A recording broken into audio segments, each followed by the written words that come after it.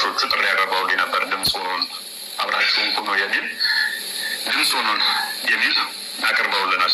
ሜቢ ይህንን ቪዲዮ መስማት ይቻላል። በ13ኛው ክፍለ ዘመን 1250ዎቹ አካባቢ ተታሮች ማለትም ሞንጎሎች እጅግ ዘግናኝ ወራ ያደረጉበት ወቅት ነው። እንግዲህ ህዝብን እየጨፈጨፉ ከተሞችን አገራትን እያቃጠሉ ወደ ባግዳድ ቀረቡ። ባግዳድ በሰዓቱ እጅግ ዝነኛ የሆነች እስላማዊ ከተማ ናት። ባግዳድ እንድትሸነፍ እንድትቃጠል እስላማዊ መንግስት እንዲወድቅ ለተታሮች ማለትም ለሞንጎሎች እገዛ ያደረጉት ሙናፊቆች ናቸው።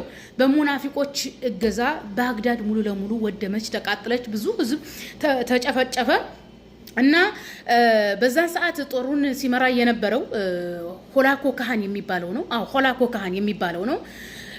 ባግዳድን ካቃጠለ፣ ሙስሊሞችን ከጨፈጨፈ፣ መሪዋንም ከገደለ በኋላ ባግዳድ እንዲገባ የረዱትን ሙናፊቆች በሰይፍ ነው አንገታቸውን የቀላቸው። ለምንድን ነው እንደዚህ የምታደርገው ሲባል እነዚህ ለወንድሞቻቸው፣ ለመሪዎቻቸው፣ ለጌቶቻቸው ያልታመኑ ነገ ለኛም አይታመኑም። ወንድሙን ጌታውን አሳልፎ የሚሰጥ ፈሪና ቦቅቧቃ ነው፣ በራሱ የማይተማመን ነው። ይሄ መገደል አለበት። ነገ ጧት የኛን ደካማ ጎን ፈልገው ያጋልጡናል በማለት ገሏቸዋል። ሙናፊቅ ያው ሙናፊቅ ነው። ይሄንን ታሪክ ያመጣሁላችሁ ለምንድን ነው? እፎይ ሲጋ መግቢያ ላይ እንደሰማችሁት አህባሽና ሶፍያ እርዳታውን እንደጠየቁ እየተናገረ ነው። ቱ አለይኩም በስ አህባሽና ሶፍያ ማለት ነው። እንዴት ነው ከእፎይ ሲጋ እርዳታን የምትጠይቁት? ነው እኮ ግርም የሚለኝ የእፎይ ሲጋ ስብዕና በታች ናችሁ ማለት ነው። አህባሽና ሶፍያ ከእፎይ ሲጋ ስብዕና በታች ናቸው። እፎይ ሲጋ ባለፈ ምን እንደረ ታውቃላችሁ?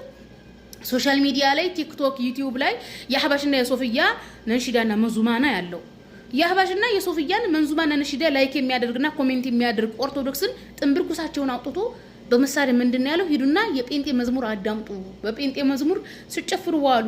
ጴንጤዎቹ ወንድሞቻቸው እንደሆኑ፣ ጴንጤዎቹ ክርስቲያኖች እንደሆኑ ሲያስተምር ነበር። የኮመቱትን የለየኩትን ሳይሆን የተሳደበው አጠቃላይ ኦርቶዶክስ ነው የተሳደበው። እናንተ ግን ሂዳችሁ በሱ ቤት ያኔ ነብዩን ያዋረርኩ መስሎት እንደዛ ሲያደርጉ ነው የሱን እርዳታ ተጠይቃላችሁ። ምንም አላላችሁ። ቱ አለይኩም እናንተ በስ እንደው አስተግፍሩላህ። በነገራችን ላይ የተታሮች ማለትም የሞንጎሎች መጨረሻ መስለም ነው። ሰልመዋል ያኔ ሰልመዋል። ይሄ ታሪክ የሚያውቀው ነው። ሙናፊቆችም መጨረሻቸው ሞት ነው።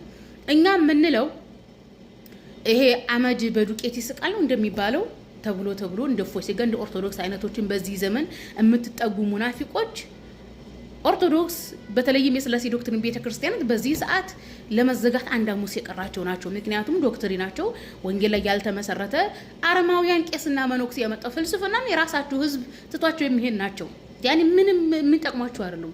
መንፍቅናችሁ እናንተ ደግሞ አህባሽና የሶፍያ መንፍቅና እኛ በታሪክ በሐዲስና በቁርአን እናጋለጣለን። ያኔ መጨረሻችሁ ስለምታውቁት ነው። አያችሁ መንፍቅናችሁን ስለምታውቁት የያዛችሁት ነገር እውነተኛ እንዳልሆነ እንደማትተማመኑበት ስለምታውቁ ነው። እፎይ ሲጋን ሄዳችሁ እርዳታ የጠየቃችሁት። በነገራችን ላይ ሆላኮ ካህን እና አያት ቅድመ አያቶቹ ያኔ በተለይ በሱ ዘመን እጅግ በጣም በርካታ ሙስሊም እንደውም እስከ 40 ሚሊዮን የሚጠጋ ሙስሊሞች ተጨፍጭፏል። ነገር ግን አልኡማ አልኢስላሚያ ያኔ የኢስላም ኡማ ይታመማል እንጂ አይሞትም። እኛ ሙስሊሞች ነን።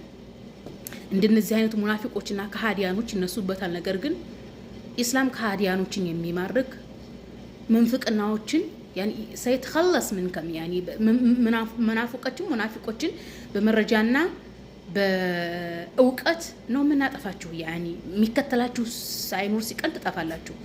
እማ ከሃዲያን አማ يسلمون አም يختفون ወይ ይሰልማሉ ወይ ይጠፋሉ በራሳቸው ጊዜ ማለት ነው።